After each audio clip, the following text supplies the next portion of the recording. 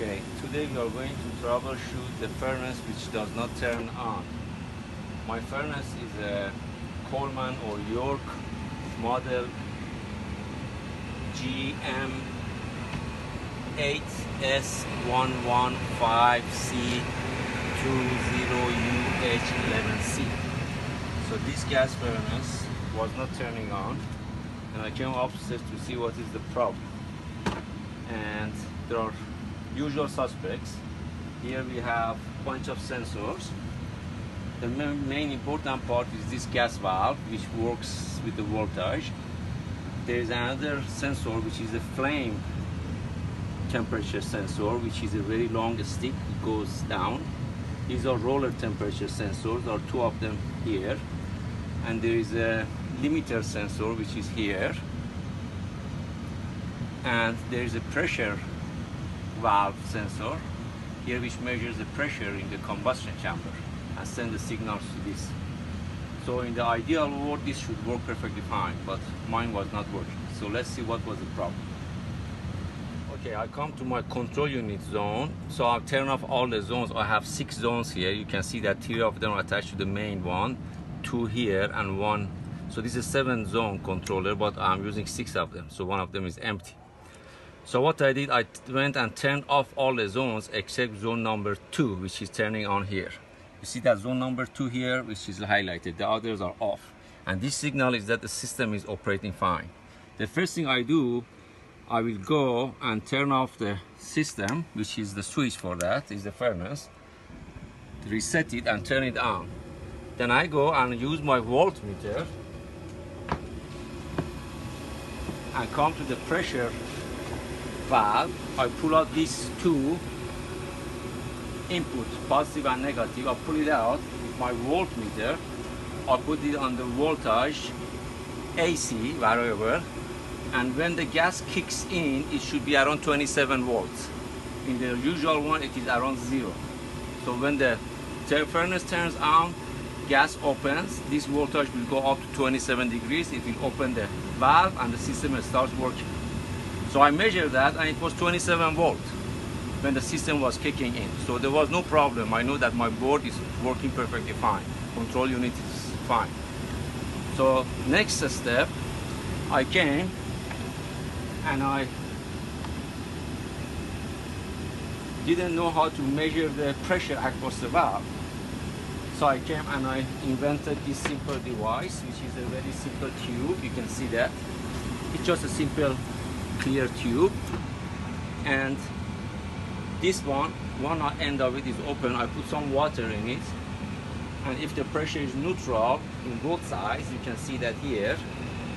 I pull it out and you can see that the both are free, so the pressure is the same on both, so the water elevation should be almost the same. So you see the water elevation is the same. It means pressure at both ends is the same. So what I did, I went and I attached it to the inlet of the gas valve. In the inlet, and when I opened it a little bit, and I could see the gas coming to in, so I measured the pressure. This unit measured 8 inches. It means the inlet pressure was perfectly fine. So I had 8 inches of the water here, and that one is the indication that the gas is coming in. So perfect. But my gas valve was not starting. It means there was no gas going out. It means the gas valve was not turning in.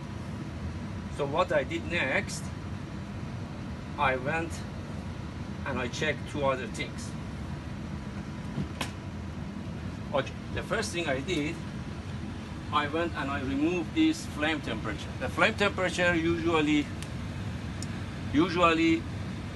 when the furnace turns on, after a couple of seconds shuts down, it means that the flame temperature sensor is dirty. But mine was not turning on at all. It means the flame temperature sensor is okay. But more or less, I went and pulled it out. This is a screw here. You can pull it out and you can sand it with sandpaper and clean it and put it back. But this is for a furnace which turns on. It stays on for a couple of seconds, then it turns off. Then you need to clear or clean the flame temperature sensor. But mine was not turning on at all. It means the gas was not coming in. So I went to the Grill Clinic on website and I ordered my gas valve and I ordered pressure sensor, I ordered the flame temperature sensor, and I ordered the igniter. Igniter here is actually, these are the electric igniter here.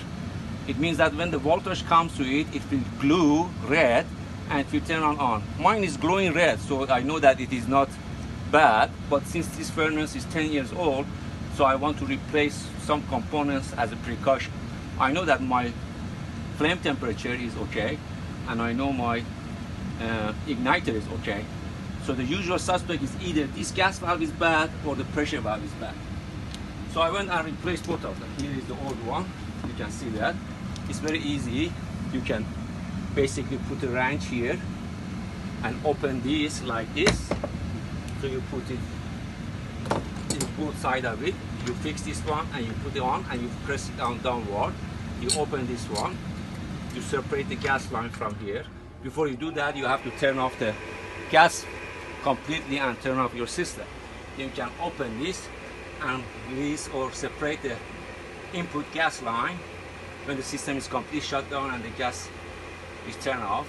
Then you can go and remove this pipe, and after that you can remove all these electric inlets to the gas valve and rotate and remove the gas valve. So after I did that, and I replaced it and I put it back, just for the, in order to be sure that my sensor is also okay, I ordered a new one, which was not much.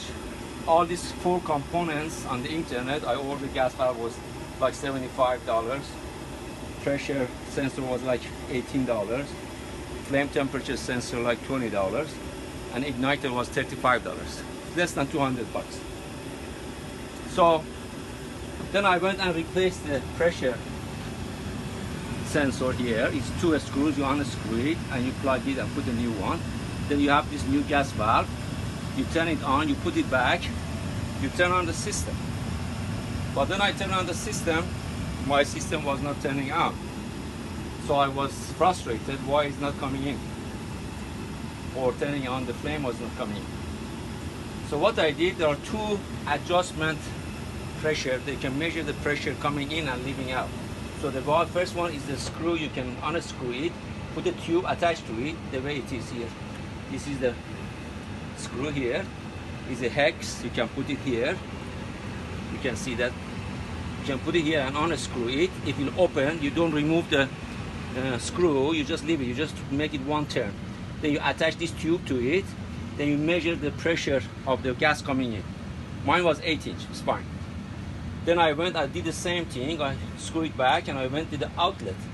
The outlet is here. I do the same thing and I test my system. When the pressure valve opens, mine was not opening at all. So when I opened this measuring outlet valve, I think there was some gas pressurized initially, so it was not kicking in. So it just released it and it turned on. At the same time, I could measure the pressure in the outlet. So mine now is perfectly fine now. It looks like there was some gas inside of it. It was not kicking in. It's a brand new. So after a couple of minutes, it started working. When system kicks in, the pressure regulator inside regulates the pressure to 3.5 inch of water. So it means after the pressure gas valve kicks in, the height between, the difference of the height between these water columns should go to 3.5 inch. Mine actually goes exactly 3.5 inch. So it means that this system is working perfectly fine.